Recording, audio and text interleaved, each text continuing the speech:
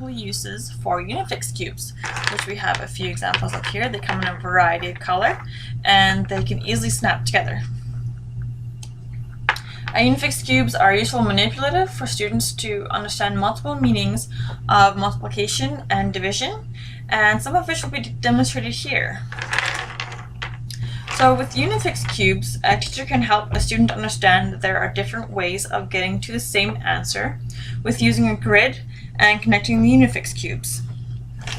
So here I've made a kind of a grid of some sort, just with markers. And the student should remember that with multiplication, it always makes a square. So I think a grid is a perfect way to demonstrate that. So if I take a number like 20, I have 20 Unifix cubes here, and I would ask the student to make me a square on this grid paper using all of the cubes. So for one example, they could start making 2 rows here.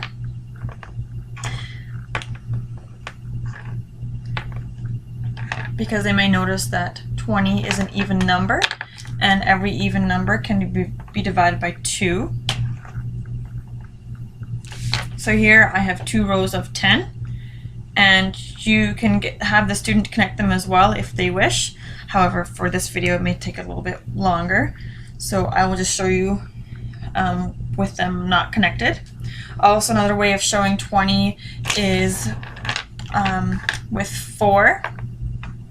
The student may want to group them by 4s.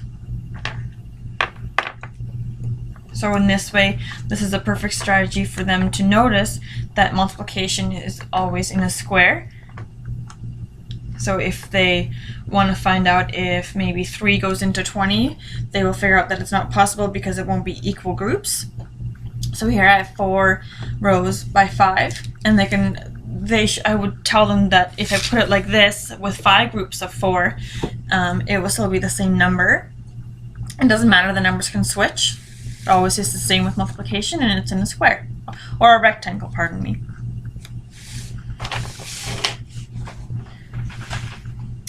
Also, a teacher can review multiplication facts with students using the Unifix cubes. So here I have a rod of blue and white Unifix cubes connected together, and this would be the multiples of 3. So the student would connect 3 cubes together, and then to connect 3 other ones that are a different color, and here they can start repeating or practicing their factors. So here I have 12. There I have 12.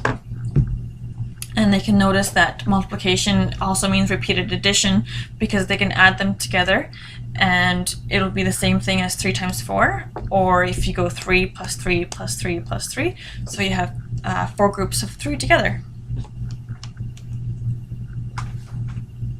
Unifix cubes can also be used for teaching division.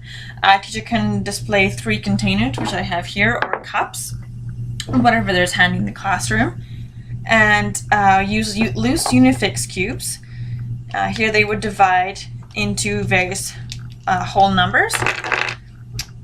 The children can start with 3 cups, and making sure that the teacher hands them an amount of Unifix cubes so that they will be equal groupings. And then you would have them divide or sort the quantities of the cubes into the cups, and ask them to put an even amount in each. So if I put 1 in here, then I put another 1 in there, and then 1 in here, just so that it remains equal.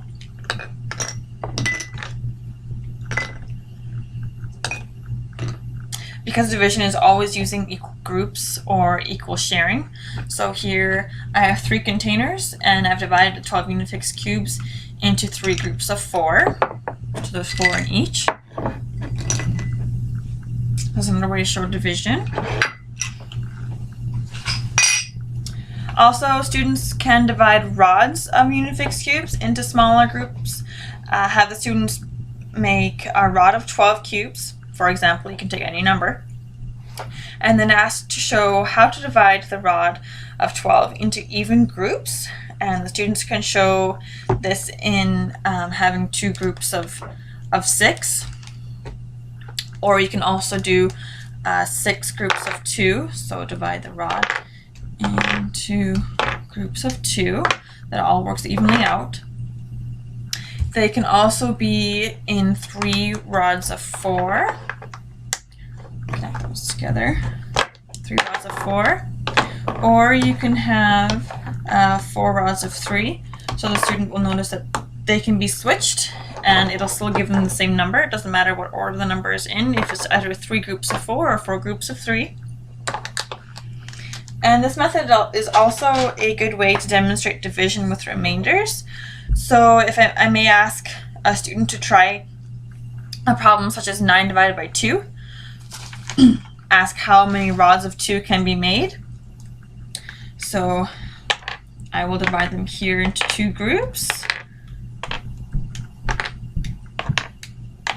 and make 2 rods here. They may even notice this before they make a rod, that they cannot put them in equal groups with all 9 of them.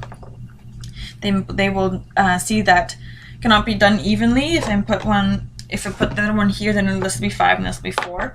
And as they know, dividing and multiplying is always with equal groups.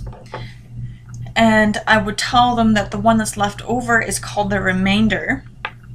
And remainders are often left out in elementary schools because it may cause confusion. However, this will help later in high school and later in elementary school with multiplication and division facts. So I think it's a great way to introduce remainders with unifix cubes.